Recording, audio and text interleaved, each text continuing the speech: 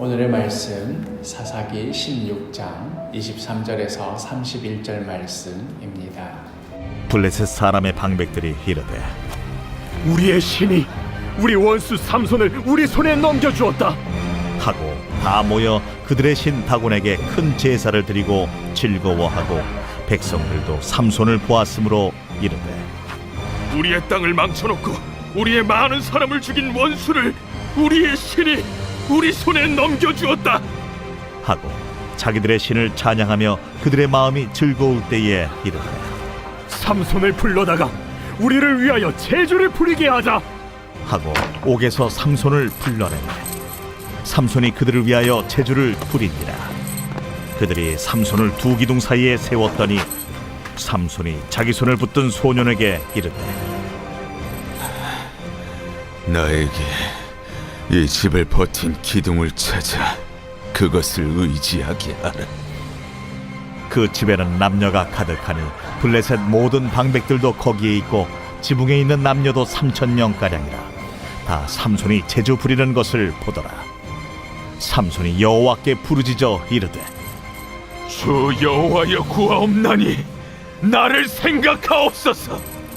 하나님이여 구하옵나니 이번만 나를 강하게 하사 나의 두 눈을 뺀 블레셋 사람에게 원수를 단번에 갚게 하옵소서. 삼손이 집을 버틴 두 기둥 가운데 하나는 왼손으로 하나는 오른손으로 끼어 의지하고 삼손이 이르되 블레셋 사람과 함께 죽기를 원하노라.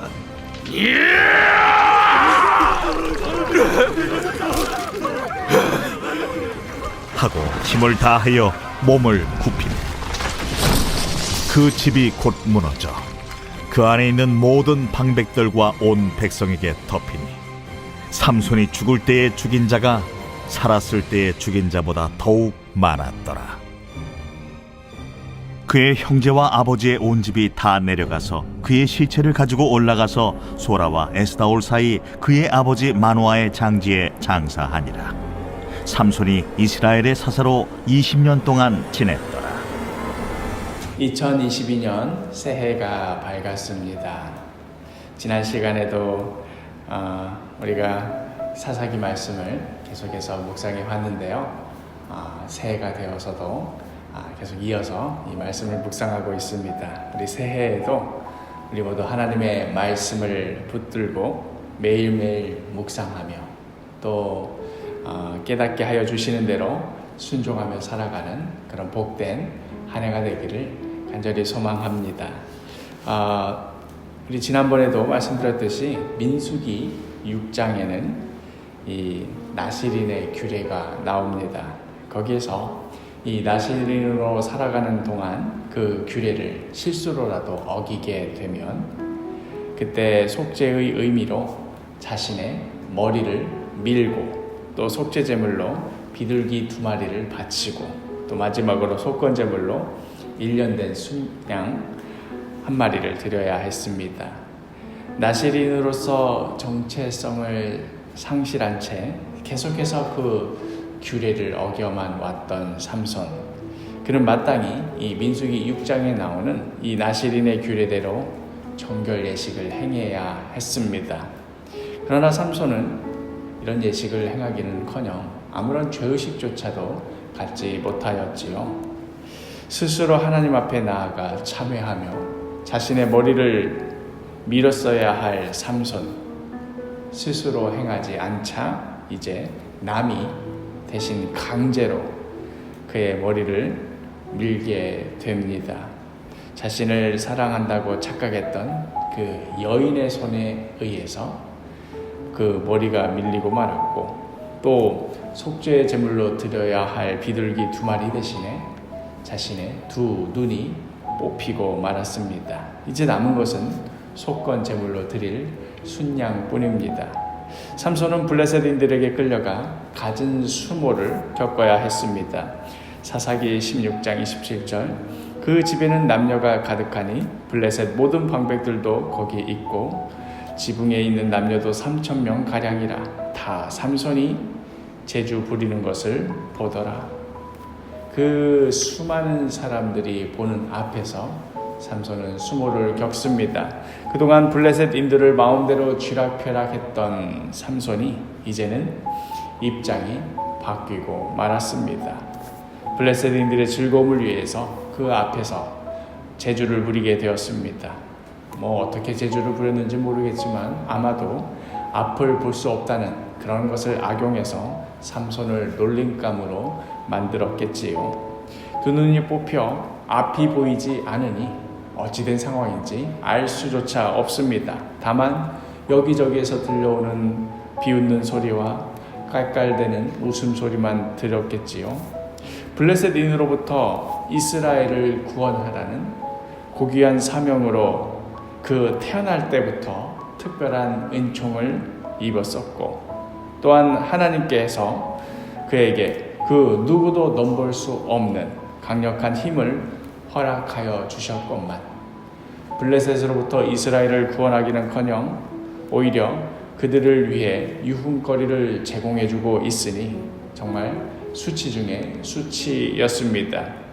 하나님께서 삼손의 부모인 마누아와 그의 아내에게 블레셋으로부터 이스라엘을 구원할 능력이 이 세상과 구별되어 살아가는 나시린으로서의 거룩함에 있고 또 그것을 누누이 강조하여 주셨건만 그 거룩함을 하찮게 여기고 자신의 힘과 능력을 과신하더니 끝내 이토록 비참한 최후를 맞이하게 되었습니다. 자, 그렇다고 한다면 이제 삼손은 이렇게 실패로 끝나고 마는 것일까요? 마누아와 그의 아내를 부르신 하나님 역시도 이제 와서 보니 잘못된 선택을 하신 것일까요? 삼손이 실패하고 말았으니 그를 통해 이스라엘을 구원하시고자 하셨던 그런 하나님도 실패하셨노라고 그렇게 말해야 하는 것일까요? 오늘의 말씀은 결코 그렇지 않다는 것을 보여주고 있습니다.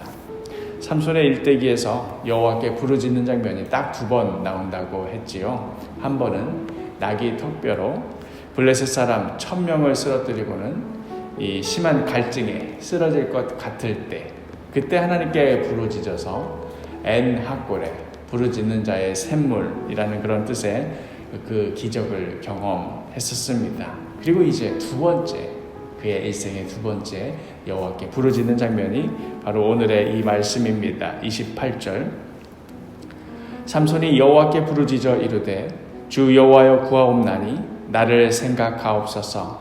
하나님이여 구하옵나니 이번만 나를 강하게 하사 나의 2 눈을 뺀 블레셋 사람에게 원수를 단번에 갚게 하옵소서 하고, 삼손은 이제 자기 자신을 들여서 블레셋 사람을 쓰러뜨리고자 합니다. 나시린이 정결 예식을 행할 때 먼저 머리를 밀고 비둘기 2마리를 속죄제물로 드리고, 그리고 마지막으로 순양 하나를 속건 제물로 드려야 했던 것처럼 이제 자기 자신을 하나님 앞에 속건 제물로 드려서 다시금 나시린의 거룩함을 회복하고자 했던 것입니다. 이에 하나님께서 그의 기도에 응답하여 주십니다. 삼손의 힘의 근원이 하나님께 있음을 시인하고 간절히 구하는 그의 기도에 응답하여 주십니다. 이제 그의 마지막은 나시린으로서의 거룩함을 회복하고 또한 이스라엘의 사사로서 이스라엘을 지켜내는 사명을 다 감당한 것으로 그 끝을 맺을 수 있게 됩니다. 30절에 삼손이 이르되 블레셋 사람과 함께 죽기를 원하노라 하고 힘을 다하여 몸을 굽히매 그 집이 곧 무너져 그 안에 있는 모든 방백들과 온 백성에게 덮이니 삼손이 죽을 때에 죽인 자가 살았을 때에 죽인 자보다 더욱 많았더라.